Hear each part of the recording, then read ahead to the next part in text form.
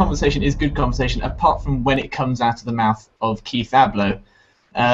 Appearing on Fox News radio program Kilmeade and Friend on May 27th, Ablow said that people who would blame guns for the shootings are, quote, nuts and reprehensible creatures who are, quote, willing to sacrifice the lives of Americans to advance their disempowering agenda.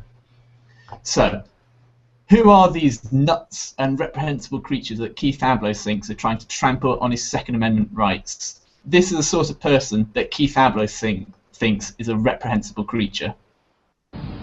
Our son Christopher Martinez and 6 others are dead. Our family has a message for every parent out there. You don't think it'll happen to your child until it does. Chris was a really great kid. Ask anyone who knew him.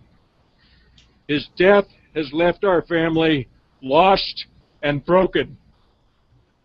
Why did Chris die?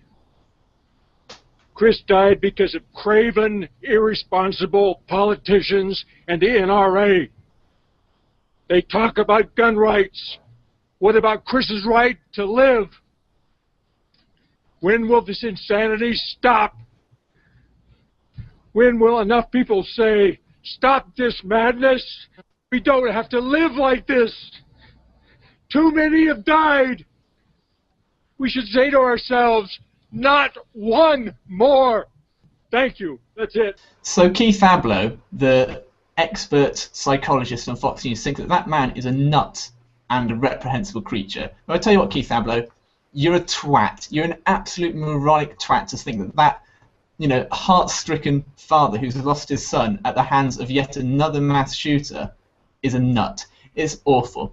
And also the story here is that Fox News, they didn't show that entire interview of the father giving the speech of Richard Martinez. They clipped the video at 1 minute 8 seconds. So where they stopped it was where Martinez said, why did Chris die? Chris died because of craven, irresponsible politicians and the NRA. They talk about gun rights. What about Chris's right to live? So Fox News didn't want their audience to hear that. And you think to yourself, well, why did they cut that part out? You know, was it because they didn't want to upset their buddies at the NRA? Was it simply because they didn't want their audience thinking for themselves and thinking about, you know, irresponsible gun legislation that's currently in place across America? Or was it simply because that they wanted to spend an extra 20 seconds talking about Benghazi in the next segment? So what do you guys think? Why was that Fox News' reason for cutting out that last part of the video? I think it's for the exact reason that you said it was. Yeah, this definitely stinks of. We don't want you to hear him blaming, because when that man says those things, he sounds convincing. As in, you can hear the passion, you can hear the actual pain in his voice, and it's things like that that I think tug on the heartstrings of people, even staunch gun rights advocates, enough to make them start to question things. And I think that's a threat to some of the, particularly the gun lobby. So. Yeah, right. You know, that was a really, I mean, it's a very, very difficult video to watch. I mean, you can just, like you said, man, you can feel you can feel his pain. I mean, it's all over his face. And the people who, you know, say that, oh, he's just acting, he's just doing this for a political purpose, you're a fucking horrible person, and you should get off the internet. Well, just to jump in there, in further interviews, and I do advise everyone to see all of the interviews that Richard Martinez has done, because he's a brilliant speaker. He said in one of the interviews on CNN, he addressed that issue that you brought up, Jeff, of people saying, oh, he's acting, he's just doing it to get attention. And he said, look, why would I want to go through this for attention? Why would I want to lose my son for this sort of attention? No parent would want to have this sort of attention. So you're absolutely right. These nutters who are saying that, he's just doing it for a bit of TV, he wants his minute in the spotlight. Well, fuck them. He's a heart-stricken father. And the reason why Fox News doesn't want him on the air is because he's making completely valid points. Right. And you know, showing that emotion and stuff, I mean, you're right, Nick. It pulls at the heartstrings, man, and it makes you, I mean, it'd be so hard not to empathize with this guy. Like, especially if you have a family and everything, you can see that, and maybe Fox News, and maybe we're being a little too, I don't know, conspiratorial, like, oh, they're hiding it on purpose. Maybe, but maybe not. Maybe it's just more of they wanted to get on to Benghazi. I don't know. But then again, like, things at Fox News are quite calculated by, Roger Ailes, so. Right, and like, just one more, like, calling him, like, if this was a guy whose kid didn't die, just some random guy that they were putting on air, like, getting outraged, you could say, hey, he's trying to get publicity, because we do know that there are, and I'll call them tragedy vultures, who follow crisis around that are not connected to them. But he lost his kid, so he had to lose his kid, not feel this way on the inside, then decide to act like he feels that way. Like, that's insane. Like, anybody who says that this guy is acting is insane. He's obviously heart-stricken. And as far as Fox goes, like, I can understand time constraints of TV and all that, but you show the full clip in full context, and then you cut it out to re-show it in later segments. Like, we showed a smaller clip here than was actually present in the video, but we'll link to the full context of it if you want to see it. Like, that's what you're supposed to do as a news organization. And as far as, like, him, so he's not acting, he's not, like, obviously, like, he didn't pretend to lose his kid. Like, but you can also debate the merits of what he's proposing without attacking the person. Like, I don't understand this weird compulsion to say that he's a bad person and all that. You just make your counter arguments. Like, for instance, the 3 people that were stabbed to death in the same case. The fact that the Brady campaign rated California an A- for gun control. Like, so they already had most of the things that nationally we've been hearing about, like, extended background checks and all that stuff. This kid who was the shooter was a rich white kid who jumped through a lot of these hoops, even though he was mentally ill. So if you want to, like, close that makes sense. But, like, there are counter arguments to him without attacking him as a character or attacking his personal character, and I just don't understand why you would attack a victim's father's character. Well, I think I can answer that question for you, which is that in the political culture that we live in, this is how you become right. I mean, this is the way to win issues. You don't actually debate the issues. You prove that the other guy flies around in a jet, therefore global warming isn't real.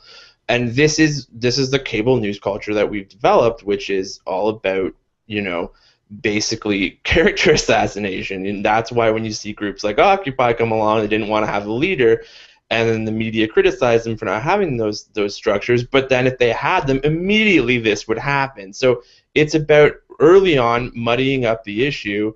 Well, yeah, okay, he's a heart-stricken father, but what's his real motivation? I mean, I saw people this week, we posted a video with that same video included on Monday, and I'm telling you, I don't think they have too many problems debating the other side of the issue. We got a lot of dislikes and commentary. And going back to the Fox News aspect, I don't think there's anything at play here except that, like, perhaps they didn't want to play that because they are Fox News. But, like, it's kind of silly to say they didn't play it because it was against their narrative, because the next 10 days, the last week of Fox News has been being pro-gun, right? So I don't think they're afraid to take down. I don't think the decorum of Fox News is afraid to go after, fathers or has afraid to have that point, because all they would do is turn the narrative on its head and say the exact opposite. Look what he's saying. He's just doing the emotion thing. Why? The other big talking point from this week was, why didn't the media cover the pro-gun parents from the last few shootings as much as this? And of course, I make the argument it's because they're backed by the NRA and the largest gun lobby, so it's a lot easier to pick the guy who has no affiliation and is just upset. But I mean, you're never gonna, you really aren't gonna stop those back and forth cable news debates. Right. Yeah, I just want to let you have a final point.